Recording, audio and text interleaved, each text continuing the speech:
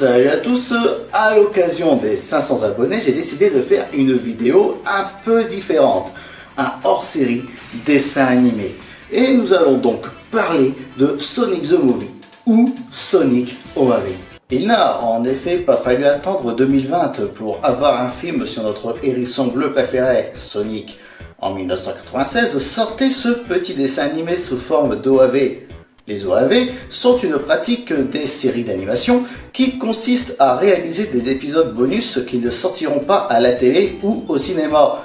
Pour l'époque qui nous intéresse, ils sortaient donc indépendamment en VHS. En ce qui concerne les jeux vidéo, c'était un moyen de faire la promotion de sa licence à moindre frais. Et Sonic ne sera pas le seul à utiliser ce procédé. D'ailleurs, le côté série transparaît bien dans le fait que ce moyen-métrage sera divisé en 2 épisodes d'une durée standard, environ 25 minutes. Cependant, c'était une pratique qui était plus populaire au Japon et en Amérique qu'en Europe. Ainsi, il faudra attendre l'avènement d'Internet avant que les Européens puissent eux aussi découvrir cette formidable adaptation. En ce qui me concerne, j'ai découvert l'existence de Sonic the Movie via un trailer intégré dans le jeu Sonic Jam sur Saturn. Et à l'époque, j'aurais tellement voulu le voir. Je me rappelle l'avoir téléchargé sur Emule. Heureusement, j'étais tombé sur le bon film, parce que pour Shrek, j'avais eu à la place un film avec un gros bonhomme qui faisait du rentre-dedans à une femme. Bref, maintenant que les présentations sont faites, passons à la review du film. Le film commence dans une salle des machines avec Metal Sonic et le Dr Robotnik. Ce dernier ne juge pas sa création terminée car elle n'est pas parfaite. Mais rien n'est parfait, mon gros monsieur. Après cette petite intro et le titre, on survole ce qui semble être Angel Island. En tout cas, ça y ressemble. Nos 2 héros prennent du bon temps sur la plage. Tails a inventé la planche de surf turbo-propulsée et l'essaye après que Sonic ait refusé. Je rappelle que Sonic ne sait pas nager. Alors, il préfère rester sur la plage à bronzer en écoutant de la musique.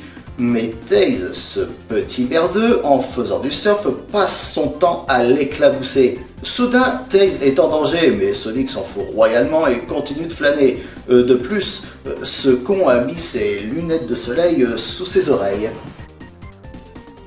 Je ne sais pas comment ça tient. Bref, Tails appelle Sonic à l'aide plusieurs fois sans que celui-ci ne daigne soulever son royal postérieur. Heureusement, il n'y a pas d'ennemis, mais juste un avion en détresse.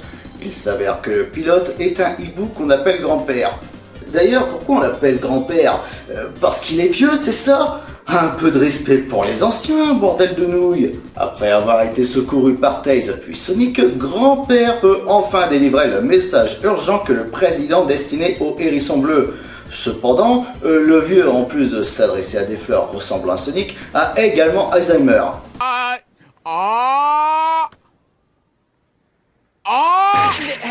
Ça fait beaucoup de clichés sur les vieux, hein.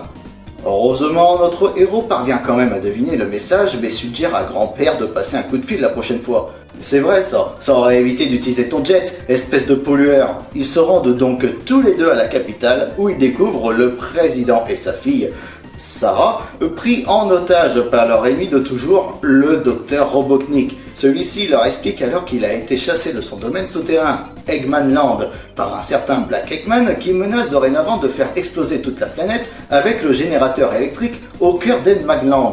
Bon, Sonic il va à contre-cœur parce que la princesse lui a demandé. Qu'est-ce qu'on ferait pas pour avoir une jolie fille dans son... Mais Sonic fait remarquer qu'il y a 99% de chances qu'Eggman mente. Tails rétorque alors qu'il se peut quand même qu'on soit dans les 1% restants et ça fait bugger Sonic.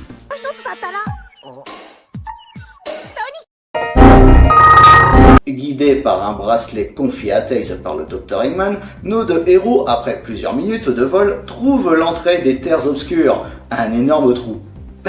Comme par hasard. Malheureusement, en pénétrant dans ce trou, non. Malheureusement, en arrivant sur les terres obscures, ils s'écrasent et doivent faire le reste du chemin à pied jusqu'à arriver dans une ville abandonnée, rappelant beaucoup New York. Ils y sont confrontés au fameux Black Eggman qui se révèle être un robot de grande taille. Et bordel qu'il est badass. Le combat s'engage et Sonic et Tails s'amusent à narguer leur ennemi. En effet, ils sont trop rapides pour un si gros robot. Mais c'est grossophobe. Ah non, c'est juste un constat. Par contre, j'aurais vu Sonic fait un doigt d'eau. Ah non, c'est juste son index. Enfin, je crois. Dans leur combat, Sonic et Tails sont rejoints par un nouvel allié, leur ami Knuckles, qui sauve in extremis nos héros. Et là, ce n'est plus un combat à 2 contre 1, mais à 3 contre 1. Et c'est beau à voir, l'esprit d'équipe. Une fois Black Eggman battu, on se rend compte que depuis le début, Eggman était dans le coup. Ah, je suis choqué! Pire, l'abdomen du robot est en réalité le vaisseau qui s'était écrasé dans le bureau du président. Bien entendu, la princesse qui n'était au courant de rien frappe Robotnik. Alors que le soleil se couche et que nos héros discutent, ils se rendent compte qu'ils arrivent enfin à destination, Eggman Land.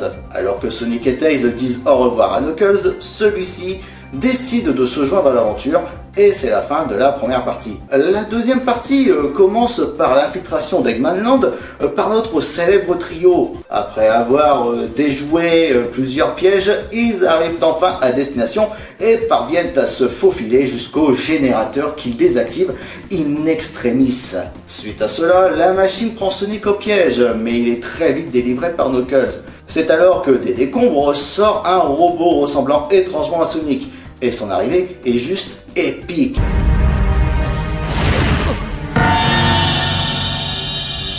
Puis des feux follets venant de Zelda apparaissent.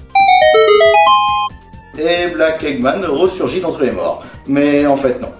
Il vient à peine d'arriver qu'il est déjà détruit. Pendant que Sarah et Eggman jouent à touche pipi, Tails est choqué de voir la princesse et le docteur ensemble, alors que Knuckles pense que la princesse est Black Eggman, ce qui fera pleurer la princesse qui balance tout le plan d'Eggman. Il explique alors que tout cela n'était qu'une mascarade afin de pouvoir récupérer les données de Sonic et les rentrer dans le robot, donnant naissance au plus grand adversaire de Sonic. Metal Sonic, ou Hyper Metal Sonic comme dit dans cette OAV. Le combat s'engage alors entre Sonic et la machine, mais le hérisson bleu est vite désavantagé. Ses amis le perdent de vue et battent en retraite tandis que notre héros disparaît dans les limbes. Mais vous savez quoi? Sonic n'est pas mort! Il reprend connaissance, se remémore la situation et court pour vaincre Metal Sonic. Pendant ce temps, Metal Sonic sème la terreur et la destruction dans la capitale, pendant que le président regarde tout de son balcon. Ouais, une journée normale en France, quoi.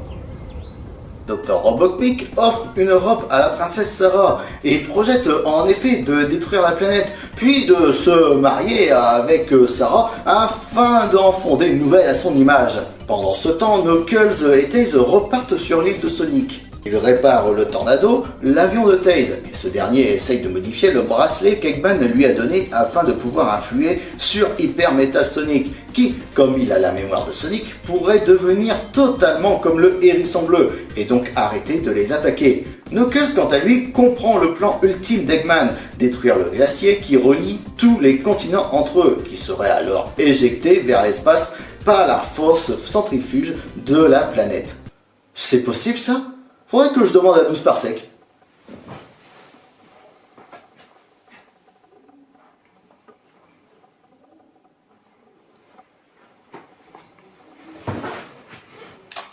Il ne me connaît pas. Sonic apparaît sur ses entrefaits et, connaissant maintenant les enjeux, part vaincre Metal au pôle Nord. Tails, Knuckles, Dr Eggman et Sarah y vont également. Sonic retrouve Metal et c'est parti pour le combat final. Le combat était bien parti jusqu'à l'arrivée du docteur et de Sarah d'une Warp Zone. Metal Sonic percute le vaisseau et arrive sous les jupes de Sarah tandis que Sonic se fait mal. Ouh, ça doit faire très mal. En tout cas, Metal Sonic c'est un petit coquin. Knuckles et Tails arrivent à leur tour pendant que l'un sauve la princesse in extremis. Encore ? Mais du coup, ça fait 3 fois que je dis in extremis dans une vidéo. 4 fois maintenant. L'autre reçoit un missile du Dr Robotnik. Par chance, Tails a utilisé le siège éjectable et atterrit pile sur Sarah, le petit pervers. Tails, Sarah et Knuckles observent de loin le combat entre Metal Sonic et Sonic. La violence du combat risque de briser la roche et de déverser le magma sur le pont de glace qui relie les continents. La princesse motive alors Knuckles et il commence à creuser pour détourner le magma de la glace. Ah, les femmes, elles ont un sacré pouvoir, mais sur moi, ça ne marche pas. Oh, une invitation pour un compte OnlyFans. Par contre, à cause du magma, le chapeau de Knuckles prend feu. Bon bah, RIP le chapeau. Pendant ce temps, Knuckles et Tails essaient en vain de sauver le président et le vaisseau explose. Au revoir, président. Plot twist, Metal Sonic sort des décombres avec le président et grand-père. Aurait-il changé de camp? Malheureusement pour le robot, il tombe dans une crevasse remplie de lave. Dans une scène faisant penser à Star Wars épisode 3, la revanche des Sith, Metal Sonic essaie tant bien que mal de remonter de la crevasse.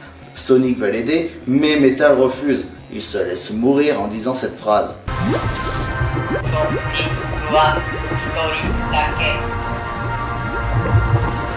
Cette scène est vraiment déchirante. Hyper Metal Sonic détruit et le glacier préservé, la vie peut alors reprendre son cours sur Freedom Planet. Pour moi, cette OAV est juste la meilleure des adaptations des jeux Sonic. Les paysages sont bien dans l'ambiance du jeu et certains lieux rappellent vraiment des niveaux précis.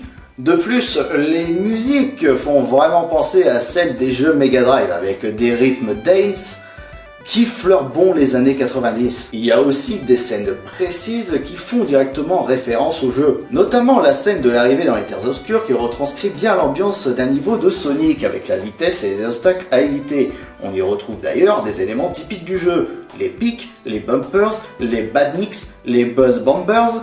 Les scènes de Tails et Sonic sur le tornado, quant à elles, font évidemment penser aux scènes similaires dans Sonic 2. Enfin, les personnages sont très bien respectés. Sonic est cool et rapide. Tails est intelligent, il vole et invente de nombreuses machines. Robotnik est à la fois un inventeur de génie, un grand manipulateur, mais aussi un ballot ridicule à la Bowser. Enfin, Knuckles se démarque par son côté sombre et solitaire, et on n'oublie pas de mettre en avant ses capacités propres, notamment celle de creuser et de sauter haut. Cependant, il n'est pas ici le gardien d'Angel Island, mais un chasseur de trésors, ce qui explique l'ajout de ce chapeau à la Indiana Jones ou Frank the Sniper. Mais comme ça justifie dans le scénario pourquoi il sait pour le pôle Nord, ça passe. D'ailleurs, si vous voulez en savoir plus sur ce personnage charismatique, je vous renvoie à ma vidéo qui lui est spécialement dédiée. Je suis d'ailleurs super content que cette OAV se centre sur l'un des vilains les plus cool de la licence Sonic, Hyper Metal Sonic, et qui nous en apprenne plus sur son passé.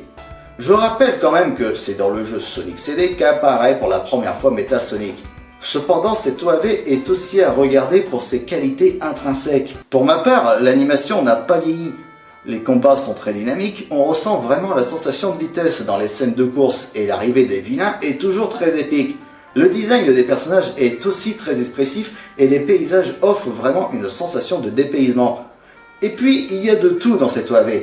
De l'action avec les combats, du suspense avec les comptes à rebours et les défaites de Sonic face à Metal, des plot twists avec le plan du Dr. Eggman, bref, on ne s'ennuie pas une seconde. Il y a aussi de l'émotion, la scène de la mort de Hyper Metal Sonic où il refuse la main de Sonic parce qu'il ne peut y avoir qu'un seul Sonic est vraiment déchirante.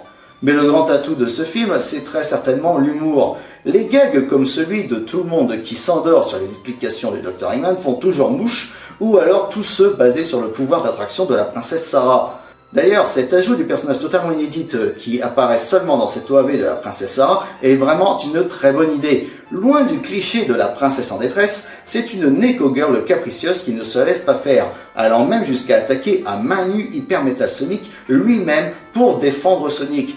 Durant tout le film, elle forme un duo comique aussi loufoque qu'inattendu avec le Dr. Eggman, qui ne cessera pas de nous faire rire. D'ailleurs, on retrouvera Sarah plus tard dans certains comics Sonic. Mais si on doit lui trouver quelques défauts, je dirais que l'absence de Chaos Emerald et de Super Sonic est fort dommage, et que la durée est un peu courte, mais à part cela, c'est une vraie réussite. L'OAV a aussi marqué les fans de Sonic, par exemple le jeu indépendant Freedom Planet qui s'inspire des jeux Sonic porte le même nom que la planète du film. Et pour la scène où Tails a peur des éclairs, on peut retrouver une animation semblable dans Sonic Mania. Bref, vous l'aurez compris, que vous soyez fan ou non de Sonic, je vous conseille vivement d'aller voir cette OAV. Elle est disponible très facilement sur YouTube en VosTFR. J'espère que ce petit hors-série vous aura plu. N'hésitez pas à me faire savoir en commentaire si le concept vous plaît ou à laisser un j'aime pour m'encourager à en faire d'autres. Encore merci à mes 500 abonnés. Voilà une étape de franchie. Maintenant, le prochain objectif sera d'en faire 500 de plus afin d'atteindre le millier d'abonnés. N'oubliez pas de vous abonner si ce n'est pas déjà fait, d'aimer, de commenter et de partager la vidéo afin de faire grandir la chaîne. On se retrouve bientôt pour de nouvelles vidéos. C'était Bandit Jones. Ciao!